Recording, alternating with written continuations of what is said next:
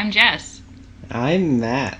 And we're here to talk to you about some video games. Today we're talking about Goose Game. Specifically, Untitled Goose Game. Matt, it's Untitled Goose Game.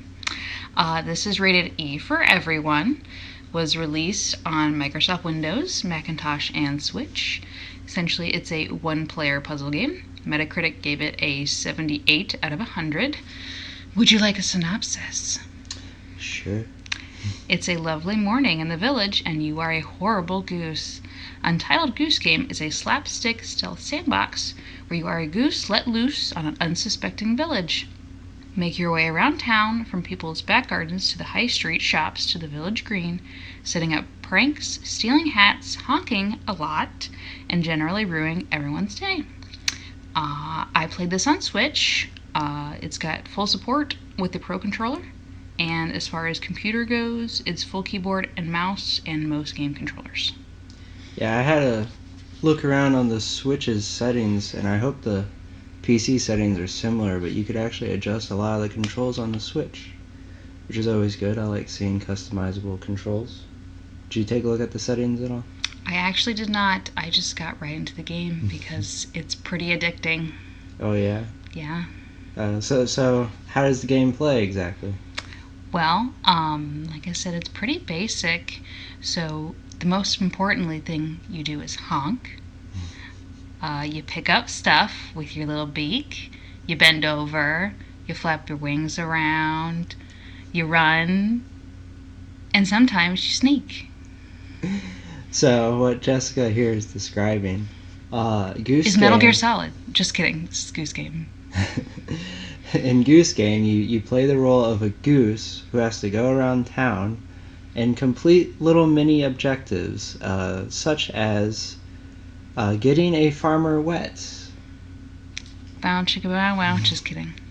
Also stealing things, making a picnic for the goose, breaking things. A lot of breaking things. And generally just being A big bully. Generally just being a real pain in the butt.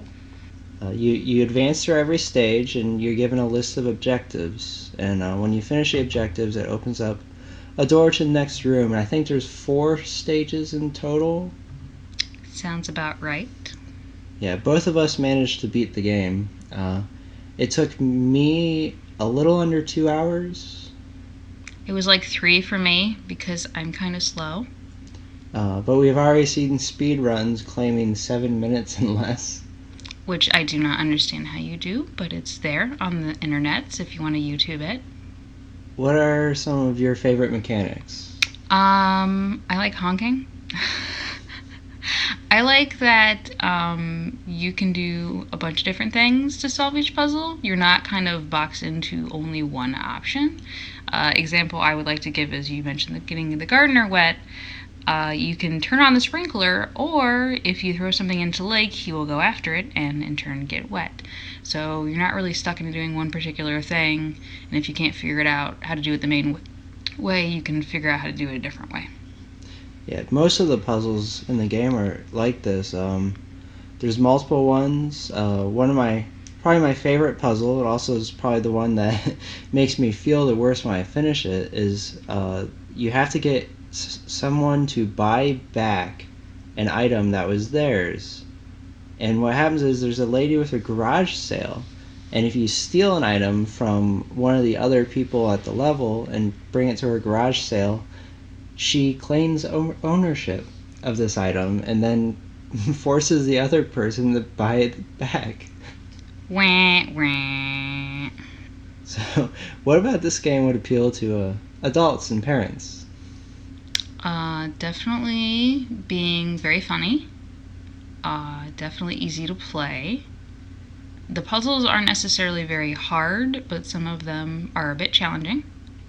It's nice because you can break up each level into they're broken into the little objectives, so you don't have to play the whole level at once. So if you're like us and you're really busy, it's very easy to sit down and play for 10 or 15 minutes at a time.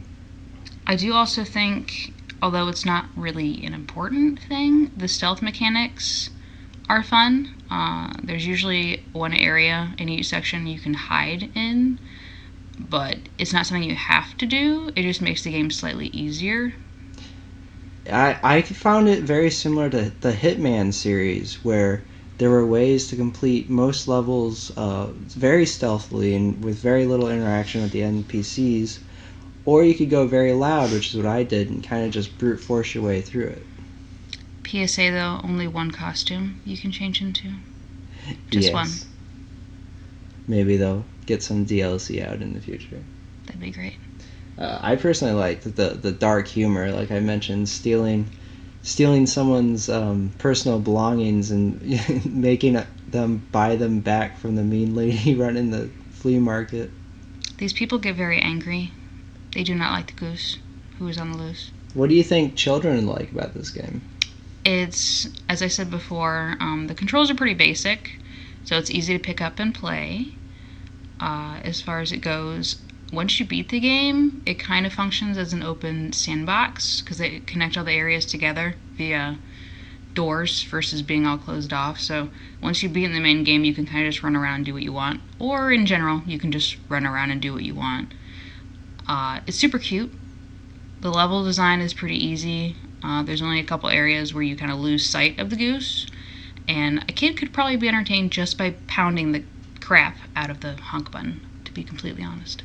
Yes, in the game, whenever you honk, the NPCs react to you. A lot of times they get scared. There's also a button to unfurl your wings, which does almost the same thing as the honk, and it just like brings attention to you. It's always funny to watch the NPCs' reactions. Almost all of them react in a slightly different and unique way. That was probably one of my favorite bits in the game was acting for two ladies in the bar. I think that was probably the best use of all the different controls. I don't want to spoil it, but I thought it was pretty funny. I was laughing the whole time. I think kids are also probably going to be interested in the graphics for this game. It's very pastel and painter-like. There's no hard lines in the whole game, and it's very simple textures. It makes all the colors pop really well, and you can always tell where the goose is. It's the only large white object on screen. It's easy to follow, and our 1.5-year-old was already experimenting with the analog stick and getting the goose to move around. I would also say with the objects you have to pick up, which is a big part of the game, whenever you drop something in an area that's not visible, like I said, because there's some stealth mechanics, it actually shows like a little highlight around it. So if you forget where you put something when you walk close to it and it's hidden, it actually pops up for you to grab too. So if you drop something accidentally somewhere, you're going to be able to find it. Yes, you have to interact with everything with your beak, which is really funny because you're a little goose. You can't pick up very heavy objects, but it'll let you interact with a lot of things anyways. So say if a shopping basket's too heavy for you to pick up, you wind up having to drag it very slowly, and the goose is waddling. There's a real sense of physicality to everything. I also think kids will like just pretending to be a goose running around town, like you said, honking at everything. There's a lot of areas you can just straight up swim in, which is nice. And there's little toys. Like one of my favorite things was when you pick up a glass in your beak, or a radio, or a harmonica, and you honk, back to the honking, it's my favorite part, it distorts the honk. So the radio, you can actually leave it somewhere and start honking and somebody will hear it in the other mic. Or with the glass, it gets amplified, and the harmonica, you're making harmonica noises with the honk. It's pretty cute. Yeah, especially with the two-way radios. So there's two of them in the level, like walkie-talkies. And yeah, if you set the one walkie-talkie next to somebody and you run back and grab the other walkie-talkie and start honking into it, the person runs around looking for the goose. So what did you like about it? What was your favorite part? The honking, have I said that already? I love the honking. I don't know. I spent most of this game laughing. I loved the way it looked. I love running around to be a goose. I don't know. I really liked it. It was a pretty simple game, and for me, where I'm a parent who works 50 plus hours a week, I don't have much time to play games, and something as simple as Goose Game was really fun for me. I could just pick up and play, and once you finish an objective, you can just shut it off. It saves it, so you don't have to worry about did it save the progress, because once you do something, it saves it. At any point in time, if you mess up something, you can just hit the reset, so it's not a big deal. If you break something you weren't supposed to, you can just go back and fix it. Yeah, I think my favorite part was just like the immersiveness. Like everything you do is as this little goose who's just running around trying to be the biggest meanie in town. What was something you didn't like? Alternatively, on what you just said, being the biggest meanie in town, like, it's funny to do mean stuff, but in terms of like being a parent and trying to explain to your kid why you're doing this and why you think it's funny, but doing it in real life would be bad, could be slightly difficult. There were some glitches. There were some times I got pushed around by the people and I got stuck in a wall, which isn't great for me, but it glitched back out pretty quick. Yeah, I had some issues. Some of the tasks they ask you to do come off as very mean, and I mean, as an adult, you can sit back and laugh at it, but some kids might have a real problem with, like stealing the slippers off an old man while he's reading a newspaper. Or what were some of the more mean moments? A lot of scaring people with bells and other things. I'm a little concerned at one level you practically bullying this poor kid. Yeah, you chase him into a phone booth. That could scar some children. And I know some children are scarred from geese. I am not one of them. Yeah, so maybe if you're if you have any young ones who aren't fans of waterfowl, maybe this isn't the game for them. They may get PTSD. Trigger warning. Probably my biggest complaint is the camera. The only manipulation you can do with the camera is to zoom it in or out. Otherwise, it's on a fixed track that gently glides around the level to always have a sort of picturesque frame on the goose, but it often lets objects get between the camera and the goose, making it easy to lose track of where you are or not see openings in, say, tunnels. Yeah, I lost sight of my goose a lot, and it was a bit distracting, especially when somebody was chasing after me. Which, on that note, the running function makes it a bit hard to turn, which I can understand the mechanics built in so you don't run everywhere, and it makes it a little bit more difficult. But for a kid, that might be really hard to figure out doing. Yeah, some of the objectives require you to sprint, and when you sprint with the goose, it goes from a very simple movement controller to while you're sprinting, you go straight forward, and you can only kind of gently steer left and right. And with the goose being as small as it is and the levels being as compact as they are, it makes it very hard to maneuver through small spaces. Add with that the fixed camera, and oftentimes you wind up hung up on environment, and it's very difficult to find ideal paths. I also didn't like how some of the objectives weren't very clear. I understand there's a puzzle aspect to the game as well, but some of these objectives really didn't make any sense, and I found myself either accidentally completing them or I watched you play some of the levels, and that's how I figured it out. Yeah, I'll be honest, I'm kind of slow, as I said before, so sometimes I need to look up walkthroughs. I didn't have to look up anything until I almost beat the game because I didn't know where I was going the last level. But there were a couple of times I got a little stuck, and it was slightly frustrating for what I thought was a basic game. One of the hard objectives for me,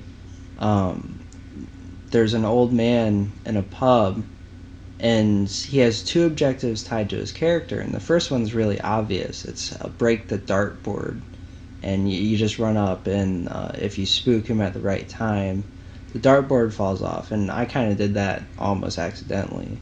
But there's a second objective tied to him where you had to make him fall down, and I wound up running around that area of the level for almost 10 minutes before I accidentally figured out how I was supposed to beat it. It's actually the same area for me where I had an issue because you're supposed to gather stuff to have your own dinner at a certain place, and I had no idea where I was supposed to take it. So I gathered all these things and had no idea where to put them. So yeah, that took me a bit. Yes, almost every level has a multi-part objective. It's usually bring a bunch of items to one spot. Some of the levels, the people will go to that spot and retrieve the items if you wait too long. That made it really hard.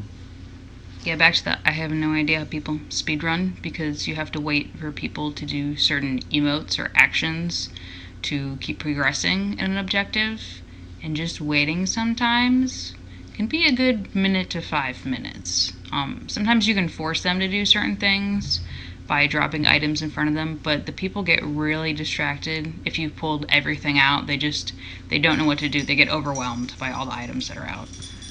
Yeah, if you have a younger player who maybe ran through a part, even like accidentally knocking items down can sometimes cause the NPC to spend time just putting the items back where they originally were. And I had trouble with one of the first NPCs where he just kept going back to fix things that I had accidentally knocked down. And I got so frustrated I just reset the level. Luckily that feature is there and it's pretty harmless. Yeah, you don't lose any progress if you reset, so no harm done, especially because in one of the levels I straight up didn't understand how to get out of an area, and you're supposed to hop between the two different areas, so I just kept resetting it, and then I finally realized what I was supposed to do. No spoilers. Yeah, this comes around to my biggest complaint is there is no map. Combine this with the fixed camera angles, and finding the next area is often a chore. A little bit, yeah. I mean, the path's pretty straight, and they do have a section where it has an arrow pointing where to go, but sometimes there's just so many different ways you can go to an area that it gets a bit confusing. There is a map, technically. Spoilers. Yeah, I'm not going to explain how, but there is a map, technically, but not in the main menu, so you can't access it. Yeah, there is a secret, but you won't find that until you've already beaten the game. One of the things I found annoying is once you beat the game, a bunch of alternate paths unlock between the levels, so it's really fast to travel between everything. But before you beat the game, you can still see those gates, and they look exactly like the gates that you unlock on your first playthrough, except these ones you can't unlock. So I kept getting confused, thinking that this was the way I was supposed to go, and wondering why it wasn't opening, when in reality the door I was supposed to take was 10 feet to the right. Yeah, I mean, I feel that. It was a little bit annoying. But yeah, they're very clear in being like, oh, this gate is locked because there is a padlock on it. But if a gate doesn't have a lock on it, usually you can open it up because you just slide the bolt or whatever through. Well, for the padlock, yes, most of the gates are locked with a padlock, but the very first gate that you open actually has a padlock as well that you just rip off. That's my response to that. So what games would you say are similar to? A game series that I would recommend if you like this style of puzzle game would be Scribblenauts. It's kind of an older game. It released for DS a long time ago, then 3DS, and then Switch, and then it also re-released for PC and Mac, I think. But the premise of that game, if you have never heard of Scribblenauts, is that you get put in an area with very basic, kind of the same single sentence objectives that aren't very descriptive, and then you solve those puzzles with a single word. So I really like that. It's a pretty cute game and very entertaining. Yeah, it should be noted, Scribblenauts is very similar in the puzzle aspect, but Scribblenauts requires that you type in words to solve puzzles, and you're spawning objects. So it does require a rather large vocabulary and sort of a knowledge of how things tie together, which can be difficult for us adults and probably more so for children. Yeah, not a great game for babies. I will say with Scribblenauts, though, when you start typing a word, it actually gives you recommendations, but there's no really dictionary feature, so if you don't know a word, you obviously aren't going to be able to understand how it works. But you can spawn Hadron Colliders. A game I thought that Untitled Goose Game was most similar to was the Hitman series. Obviously not a game for children, Hitman's usually rated mature. But for adults who enjoy Goose Game, or maybe adults who enjoy Hitman, who are looking for something more child appropriate, or just another Hitman-esque title, it's similar, stealth mechanics and puzzle solving. I'd also like to add, although this is a single-player game, this is a really fun, maybe party, environmental game to play with your friends because, like I said, you might get stuck on some puzzle and it's nice to have a second opinion behind you. It's also really fun just to watch because it's just so funny and the goose walks around very realistically, so it's kind of like watching a movie if you're interested in watching goose documentaries about terrorizing British civilians. Another game I thought it was similar to would be Goat Simulator. I did not think you were going to swing that way. The Goat Simulator is a lot more of an arcade game than Untitled Goose Game. A lot less realistic, but very similar mechanics where you as the goose run around and do objectives, but they're not written out for you. It's very much just a sandbox. But there are many objectives, and it's for the most part child appropriate. There is some satanic rituals, but it's all done in a very humorous manner. Yeah, a little violent. Lot of murder of people. You don't murder anyone in Goose Game, which I saw a review complained about. So I just want to reiterate that. You do not murder anyone. But you can threaten them with knives. I mean, yes, technically. I didn't do that. So, what rating would you give Goose Game? I strongly recommend 10 out of 10 honks. What would you rate it? I'd give it a mild recommend, especially if you have children, or if, like I said, if you're an adult who's looking for something lighter to play offhandedly. As an adult, though, playing this type of puzzle game, I would recommend something like the Hitman series before I'd recommend Untitled Goose Game.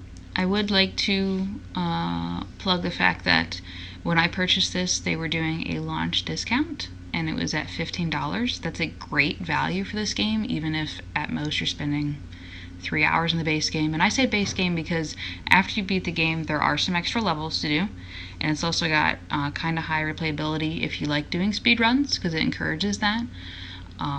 I don't know, as of this being a little over 7 days per recording, if the discount is still up, but if you're interested in the game, I definitely recommend checking it out. $20 is not much to spend on an indie title. Oh, I'm kind of on the opposite boat here. I thought $15 was a little high for what the game wound up being for me, and $20 base price makes me even less likely to recommend when comparable titles like the original Hitman games. They're older now, but you can get them for about the same price. How much would you pay for this game? Personally, I would like to see it closer to the $10 range, especially because, as I said, I beat the base game in a little under 3 hours. Another note is the game does not have a playable demo as of today. That, especially with indie titles, I consider a negative mark for such a strange game. If you watched YouTube videos, you'd probably get a good sense whether or not you would enjoy it. I would still like to see a demo for this, especially because I think it would be so simple for them to craft a standalone level with just a few things to do to give people the impression. Yeah, we may see a demo. I've seen some stuff release on Switch and then not get a demo for 2 to 5 weeks. I mean, it's possible. I am also hoping that there's just more add-on free content. I mean, I would probably pay for extra content because that's the person I am, but it would be nice to see a free update. But I still haven't 100% beaten the game because I haven't gotten through the second set of objectives, so I've still got some gameplay to put in it. I would like to see some updates as well, some additional content. I wouldn't mind seeing some paid for content in the $5 range if it was, say, $5 for an additional level. I just thought the 4 included levels for $20 seemed steep to me, especially because they were all largely similar. Yes, all the NPCs had mildly different reactions. There were a few that had majorly different reactions, but for the most part, you could easily categorize what NPCs would do what, and there wasn't that much variety. Most of the objectives were to bring an item to some place or steal an item from a person. There were a couple unique ones, like knocking a bucket on somebody's head I thought was pretty funny. But the bulk of the objectives were just to steal items and bring to locations, or hit a certain item at a certain time during an NPC's animation. Klepto Goose Game might have been a better title. There's a lot of theft in this game. Yes, a lot of theft. But I still stand a mild recommendation from me. Mild. Mild. I say strong. It's okay to have different opinions, even if you're wrong. Kidding. No, it's fine. I've played a lot of crappy games. This is not one of them. And I think the price point is pretty good, especially getting it to launch for $15. Yeah, I don't know. Also, there's totally some merch online. If you look for Untitled Goose Game, it's the logo, which is just a triangle hazard sign with a goose in the center, which is kind of a main point of each level, because when you irritate people long enough, they put up a no goose sign, which is kind of funny. Yeah, well, I think that's our thoughts on Untitled Goose Game. Hopefully, in a couple weeks here, we'll come up with another idea in our game. You have any games you would like to talk about in the near future? Pigeon Simulator. Just Not kidding. doing Pigeon I don't Simulator. want this to be about just bird games. I could do that. DuckTales. Hatoful Boyfriend. Hatoful Boyfriend. I don't know many other bird games. I could list a bunch, but I'm not going to because I don't want to do that. I don't know if I want to review a VR game for this. That might make me a little sick. So yeah, tune in maybe next time. That'd be cool to have some people listening to us talking about games that are child friendly and parent friendly, or if you're not a parent, adult friendly. All right, well, this was Matt, This was Jess, and thanks for listening. signing off. Beep beep boop.